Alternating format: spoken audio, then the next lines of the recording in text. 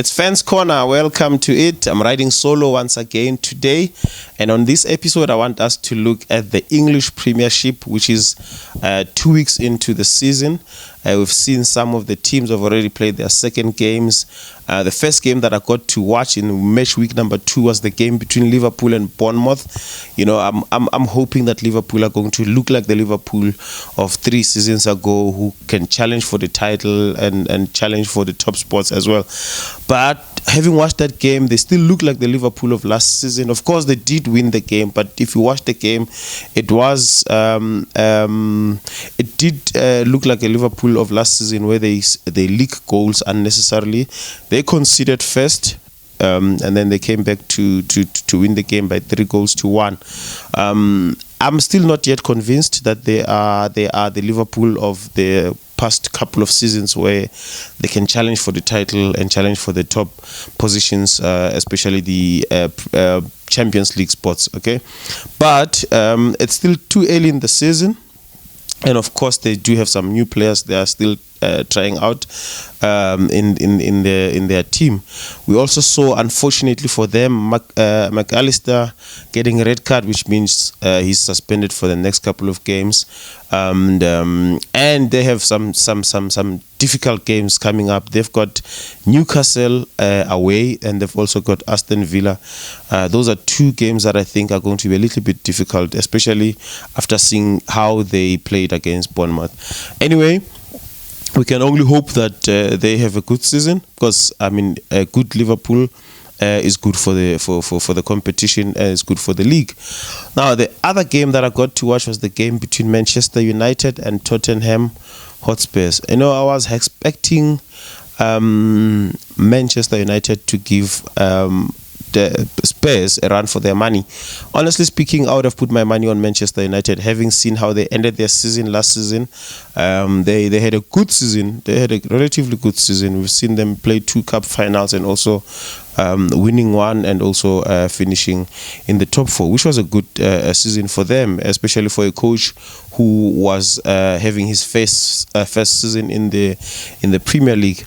Now, I was thinking that they've settled down. They found themselves. The coach knows the team. They understand each other, and they're playing against a Tottenham that has just lost Harry Kane to Bundesliga Bayern Munich, a Tottenham that has a new coach who's only 2 games into the job. I mean, competitive games, that is.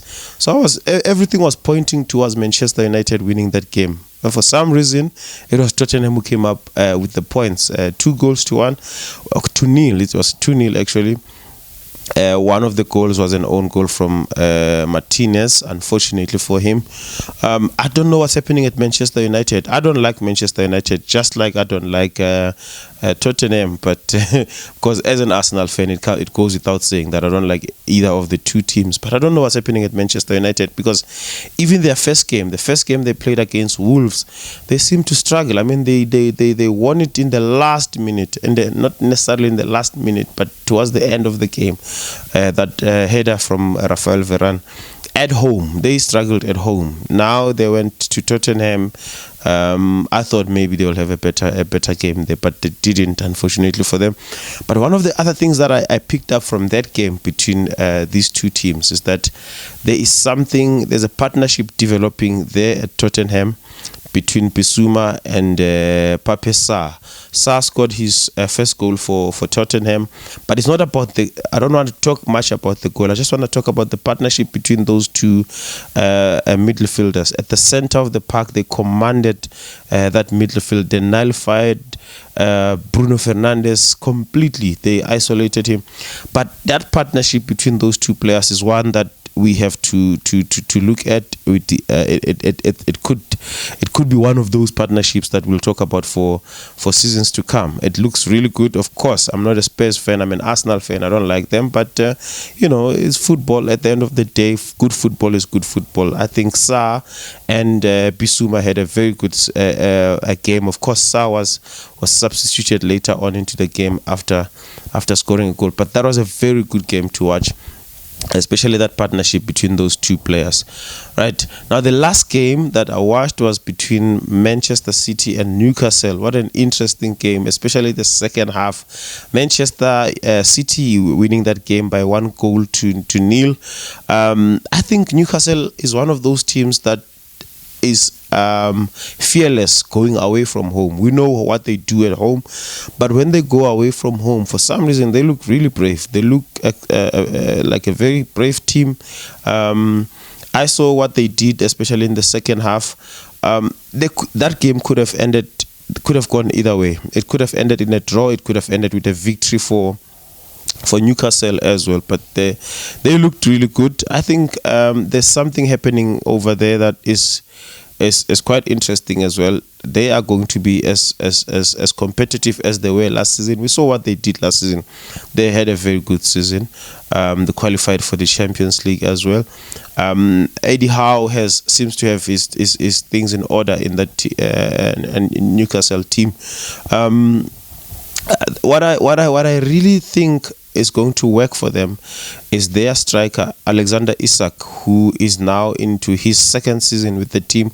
We saw him playing 22 games last season, scoring 10 goals in the league, and I think he's the kind of striker that could be in the top 3, top 4 of the top goal scorers of the season. I mean, that's how good I think he is. And if Newcastle are in form, they stay in this kind of form, and I'm saying this at the back of a defeat for them, but having watched how they played, I mean, there was a time after the 80th minute, somewhere around there, where they had 85% of the ball position. You know, they were pressing this City, they were putting this City team under so much pressure.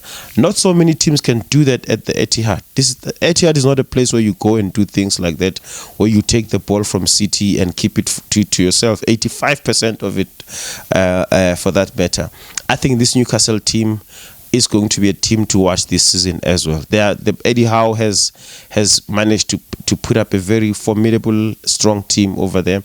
We saw what they did even with their first game when they played Aston Villa. I mean, they won that game 5-1. Of course, they were playing at home, but this is Aston Villa they were playing against. This is not a team that just got promoted into the league. This is Aston Villa that finished the league so strong last season after Unai Emery joined the team. This was an Aston Villa that was very competitive towards the end of last season, and we saw Newcastle brushing them aside by 5-1.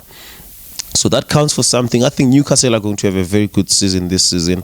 Now, this could be, just in wrapping up, I think this could be one of those seasons where we are going to have a very competitive English Premier League. I mean, there are some teams that are so strong and we hardly speak about them. Brighton are on top of the league as we speak. As I record now, they are on top of the league, won both of their games. Brentford look amazing. Brighton and Brentford are very strong teams, okay?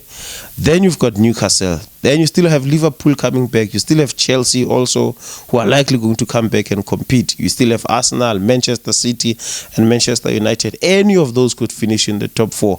And you also have the possibility of a surprise package from the other teams that I have not mentioned that could surprise us, just like Brentford and Brighton did in the past season. You know, this could shape up to be an amazing season in the English Premiership. And of course, as an Arsenal fan, I'm hoping that Arsenal redeem themselves and we come back and win the league, because the way it ended last season, it wasn't so nice for us. It was one of the most painful things you could go through as a football fan.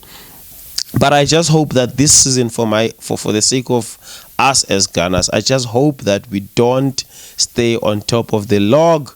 You just stay as chasers. We chase until the end, and then we win it towards the end. Staying up there and then losing it at the end is so painful. So I just hope we just chase and we give whoever's going, even if we don't win it, if we give whoever is going to win it the run for their money.